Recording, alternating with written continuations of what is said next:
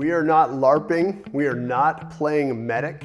You are buying time to get home. You put these on in certain environments, you can increase the amount of sound perception that you have, and that can be a great advantage. If you can't breathe, you can't do your mission. But I would only use a radio if you are sure that no one is tracking radio signals and it's not going to give you away, because triangulating radio signals is easy with the right equipment.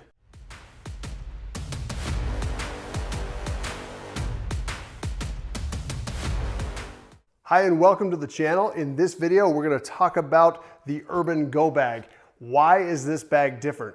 Imagine stepping outside your front door knowing one thing for sure. You are not going out to explore. You're not going out to fight. You are going out to come back. Banks are frozen down. Supply chains are fractured. Authority is inconsistent. Sometimes it's present, sometimes it's absent. This bag is not for hiking into the mountains or escaping into the wilderness. This is an Urban Go Bag. It is built for short, 3 to 6 hour, quiet resupply missions during long-term chaos. On this video, I'll show you what goes in, what stays out, and the thinking that keeps people alive when cities don't behave the way that they used to. Also, how not to stuff your bag so full of gear that you can't fit any resupply items in it. Look at this. There's lots of room in here. There's lots of gear in here, but there's lots of room in here so you can fit those important supplies. So stay to the end because the most important item in this bag isn't gear. Let's set the stage for this. We're talking about a year of an unstable normal. This is not day one of a disaster. This is maybe month 4, month 7, or month 11. The financial systems don't work reliably. There's political tensions that are fracturing neighborhoods. Protests are flaring up, fading, then flaring up again. Stores open unpredictably. Aid exists, but maybe not for everyone. But you are still living in your home. That's a good thing. But survival now depends on periodic movement. Well, why? Well, to check supply points, trading with others, gathering information, and restocking the essentials for life. So this bag is designed for 3 to 6 hour missions. It's designed for walking, blending, adapting with the environment, and returning back home without attention. This is the rule. If this bag attracts notice, it has already failed. Here's a core principle of this video: invisibility over capacity. Here is the mistake that a lot of people make out there. They build a bag that looks prepared. And if you watch bug out bag videos like I have, they're always jammed so full that you couldn't fit another piece of gear if you tried. So that's not the point here. We need a way to be equipped, but also to have the space to bring supplies back with us. Looking super prepared is really visible, and being visible is vulnerable. Of course, there are caveats here. For example, if everyone is openly carrying a weapon, to do so makes you stick out and be more vulnerable. If everyone's wearing red and you are wearing blue, it could be an issue. You get the idea, right? Your Urban Go Bag should look ordinary. It should look boring. It should look slightly worn. Think a school backpack, a work commuter bag, a gym bag. And stick with me because we're going to talk about footwear and clothing and hats and everything that's in this bag. But I want to talk to you about the color and profile. We want to look at natural colors like gray, black, a faded blue, no patches or any other indicators on it, no tactical webbing.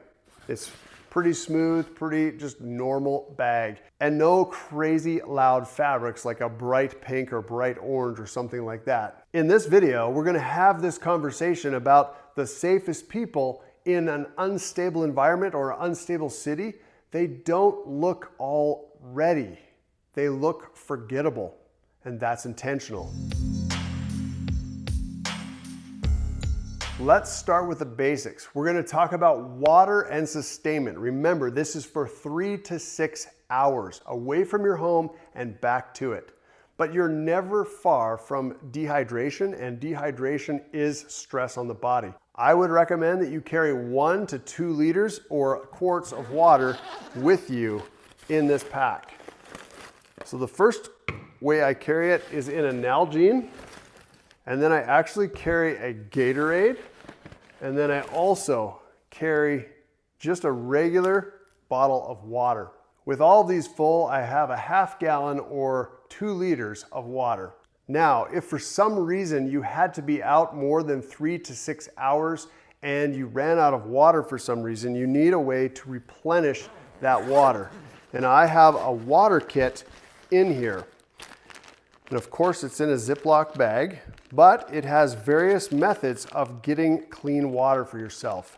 This here is a Urban Silcock key. What this does is it has various sizes of sockets that can attach to municipal water services, and you can actually open up a tap and fill up your Nalgene and keep going. And you know that water should be fairly good. But remember, in this scenario, you can't trust it because it has been a long time from what we would call normal life. So in here, you also need to have ways to purify water.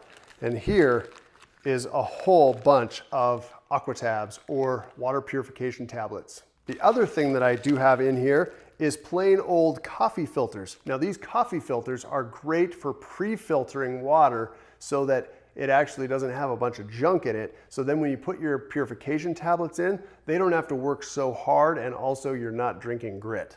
My advice to you on water would be to skip loud metal containers. Those can bang, make a lot of noise, give away your position.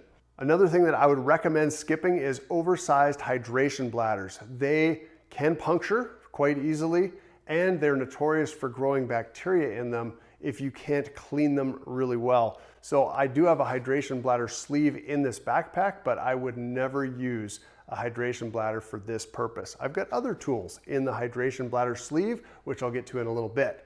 Another item that I wouldn't carry in a kit like this is a gravity water filter that takes a lot of time. Remember, you are in a danger area and you want to be in and you want to be out in 3 to 6 hours. Why? Well, there is refill opportunities that do exist, but speed and secrecy trump everything. Food, functional, not fancy. This is not camping. Choose food that requires no cooking, can be eaten while moving, and doesn't spike your thirst. Some examples of this are protein bars. You could have nut or nut butter packets. You could have electrolyte chews, and you could have dried fruit in small amounts. I like these. They're little peanut brittle packets. They're full of a lot of calories. They keep you going, keep you awake, and keep you on the move. As you can see, this is not a lot of food. It's about 800 calories, but again, 3 to 6 hours. If you get stopped for longer, this is gonna tide you over until you can get back home. But let's keep moving. My rule is simple. If it makes you crash physically or eats up too much time, it doesn't belong in your kit. The next category in this bag that we're going to talk about is our health, hygiene, and endurance. In prolonged upheaval, small problems can end your mission. So bring along a little bit of medical. This is basic first aid, blister care, maybe for your feet, some pain relievers, some antihistamines if you're someone that has a lot of allergies. We need a compact trauma kit, maybe some gloves, pressure bandage. Let's see what I have. So I have a pocket first aid kit, and this has the basics, right? Oh, there's another light. You got a CPR mask, some antiseptic, some gauze, some gloves, another large gauze pack, some Band-Aids for boo-boos, a little notebook for taking some notes, but it's pretty basic. Then I've got an Israeli bandage. So this is a very compact dressing for a lot larger wound.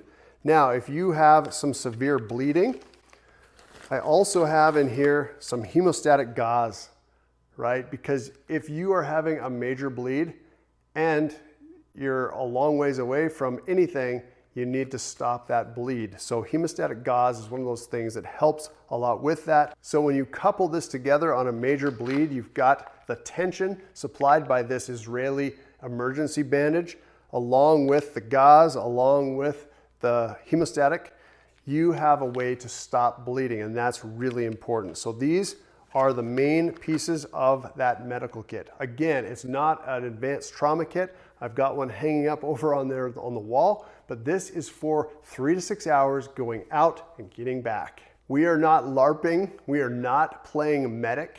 You are buying time to get home. A lot of these items I have put together in my Amazon store to make it very simple to build a kit like this for yourself. You can look in the description. After medical, let's talk about hygiene. So hand wipes, really important. There are 8 wet wipes in this pack. That gives you the chance to really wipe off your hands. And then I would recommend having a little dry paper towel as well, because sometimes you just need something dry that absorbs oil or other liquid, and just a little piece of paper towel really helps. I also have in here some hand sanitizer, right? Fire starter as well, but it can sanitize your hands. Why does this matter? Well, hygiene preserves your morale, and morale preserves your judgment, and judgment preserves life. Now we're going to shift the conversation to clothing and adaptability. Your clothes do more work than your tools, because you're usually wearing them. And I don't have a lot in here, but there is some things that we need to talk about. So a lightweight hoodie or shell is great to have on you.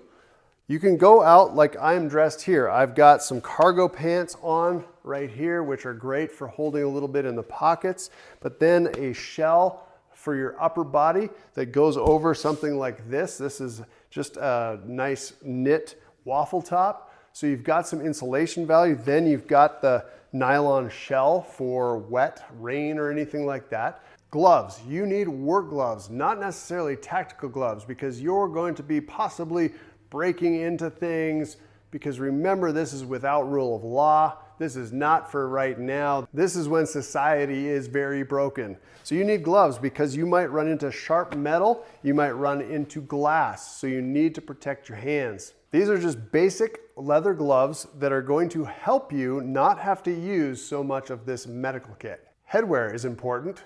Now, I've seen a lot of people use a military boonie cap, but that kind of highlights you as well. If you're in an area where everyone's wearing a ball cap, wear a ball cap. If you want some other kind of head covering, like in here, I actually do have just kind of a plain boonie hat. This boonie hat will look nondescript and you will look like just some guy. Moving on to foot care. We need to talk about spare socks. Now I've got several wool socks in here, as well as another pair of leather work gloves. And these are actually insulated work gloves. So I am covered in both the winter and summer, depending on conditions. Have some spare socks, have some sturdy boots. We talked about hats. Have some boots that can go the extra miles. I like boots with lots of ankle support. You can wear these military type boots very easily because your pants cover most of them. And if you're not blousing the bottoms, you don't look very military at all. You can easily wear some hiking boots or military style boots. I like these because they're extra high for ankle support, and also they just are tough. So I like them. I did a whole video on apocalypse ready footwear a bit ago. I'll link it in the description. People underestimate how fast bad feet end survival situations. Now we're getting into some fun parts. Let's talk about environmental tools. So if it is raining, you do not want to get all of your stuff wet. We're going to get into the resupply tools here in a second, which is going to be really fun. But I want to talk to you about ponchos. If it starts raining, you want to keep yourself dry. Now you have this lightweight jacket, which helps, but if it's really pouring down rain, you want a poncho. And do I say to go out and get a military poncho for this purpose? Probably not. because they're usually camouflaged. They're gonna stand out in an urban environment. So I just have a very simple see-through poncho that you can just throw on, take it off when the rain's done, and you just look basically the same, look like anyone else who's just trying to protect themselves from the weather. Also, have a Mylar blanket or two on you. These are pennies, and they provide you for, an emergency situation. If you get trapped out there, if you've got to go overnight for some unforeseen reason, you have a little bit of warmth. I also have hand and foot warmers. These are beautiful. If your toes get cold, it is just miserable. If your hands are cold or other places on your body, you can put these in your pockets so they can warm up your core. They're just a wonderful thing to have in this kind of situation. So have those on you. Also, with the environment that you're in, if you're in smoke or you're in a very dusty location or there's any other particulate, have an N95 mask at minimum that you can throw on and use it when you need it. You can take it off easily and be done with it. This is important because if you can't breathe, you can't do your mission. Most people prepare for danger. Few prepare for the exhaustion of a mission. This bag corrects that. Let's talk about resupply tools. The biggest tool that I have in this pack is a good set and well-used pair of bolt cutters. This can get you entry into somewhere in a without rule of law scenario. Also, have a small pry bar. You never know when a pry bar might come in handy.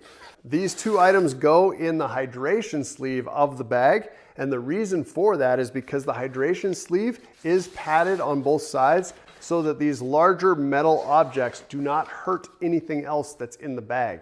Now that you have some tools to do the work, you need to make sure you're gonna get to where you need to go. I always carry a compass, just a simple compass that lets you know directions, and you always wanna have a paper map as well of where you're going, and also have a notebook, just a simple notebook and a pencil to make some notes or to write something down that you can't forget. You also might want to make a map as you're out there because situation is going to be fluid. Things are going to be changing. Supplies are going to be in certain locations. So you want to be able to make notes of these things. So a notebook is really important.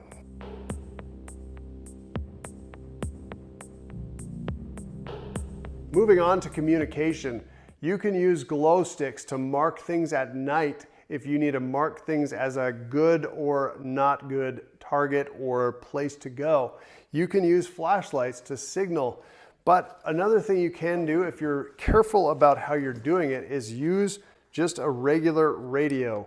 So these can work, but I would only use a radio if you are sure that no one is tracking radio signals and it's not going to give you away, because triangulating radio signals is easy with the right equipment. I also keep a battery bank in here. It's down in here. Yes, battery bank with a charging cable. I keep a good size battery pack like this so I can recharge my headlamp and also the radio if we need it. And this next one is super important, and I don't think very many people talk about this, and that is hunting ear protection. These are generally for hunting, and they are ear protections from loud noises. But you can also turn these up and they amplify the sound. So if you put these on in certain environments, you can increase the amount of sound perception that you have, and that can be a great advantage. So having a pair of these that you can put on, turn up, and actually hear probably 2 or 3 times more sound than you normally would is a big advantage in a high risk environment.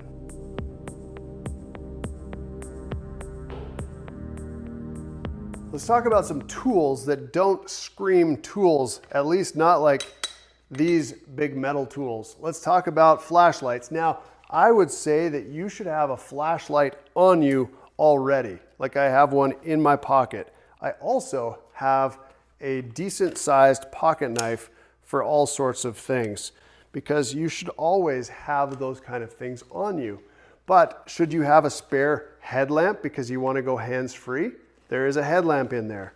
There's also down in here an extra flashlight with extra batteries. So I am not going to be left out in the dark because I've got multiple lights. Redundancy is very important. Both the headlamp and this flashlight have a red light mode, which I like, and that is better for stealth. On a mission like this, I also think you should have a multi-tool. Now I just have it in my pocket, but you should always have something like this on you because fingers are only so strong, and this gives you the ability to grab something really tightly. It also gives you the ability to cut something. Now, these are bolt cutters. Those are for big things. This might be for small wire or something. But then you also have all the other tools. You've got knives and you've got scissors, you've got screwdrivers, you've got a lot of different tools at your disposal in a very small package. Other tools that don't scream tools would be zip ties, and they are in my little fire kit. I've got a bunch of zip ties that are just in here. I also have duct tape. And of course, it's just wrapped around a lighter. So you can make fire, you have duct tape. And a big thing that is so underrated out there, I think in the preparedness, is trash bags. Let's pull these out. I've got some large trash bags and then an extra large drum liner. So you've got lots of ways to hold stuff, whether it be shelter that you need to build for yourself or to carry something big and bulky, you've got the means to do it. Here's a rule that I've been using lately in my preparedness.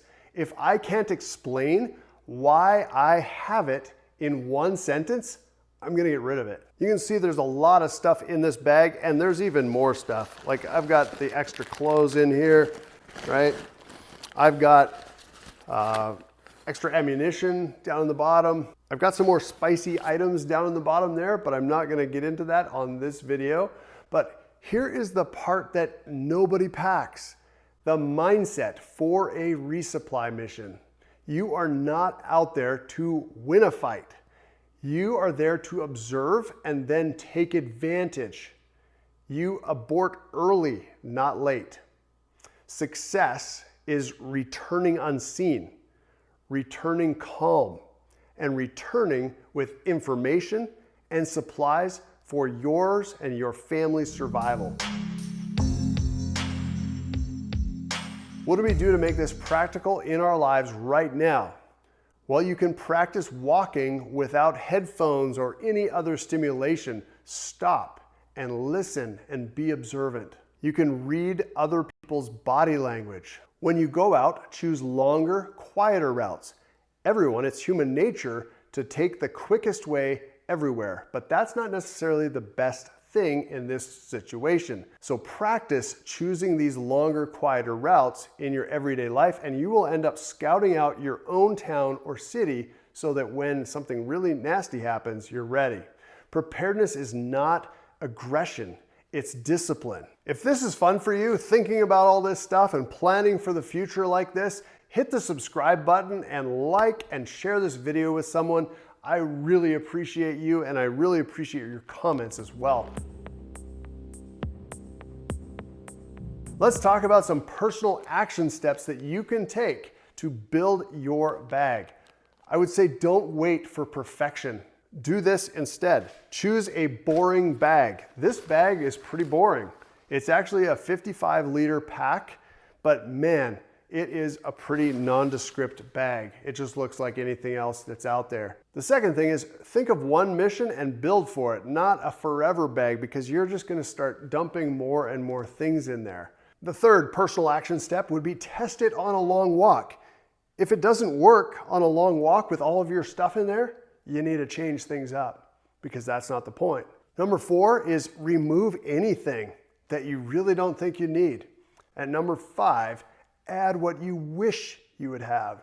As you're going on that walk, think about different scenarios and what you actually need. When you get home, remove what you think you will not need and add what you think that you will need. The fun thing is your first version will probably be a bit wrong, and that's okay and that's good, because adaptation beats theory every time.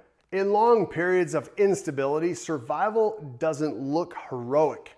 It looks quiet, it looks intentional, and it looks repetitive. This bag is not about fear, it's about agency, the ability to act. Because when systems fail, the ability to move, think, and return safely becomes freedom. So build the bag, train the mindset, and stay adaptable. And remember, the goal is never to disappear forever. The goal is to come home. Thanks so much for watching this deep dive into the Urban Go Bag Resupply Edition. I really appreciate your comments more than you know. Stay safe out there. It's getting wild. Let's get prepared.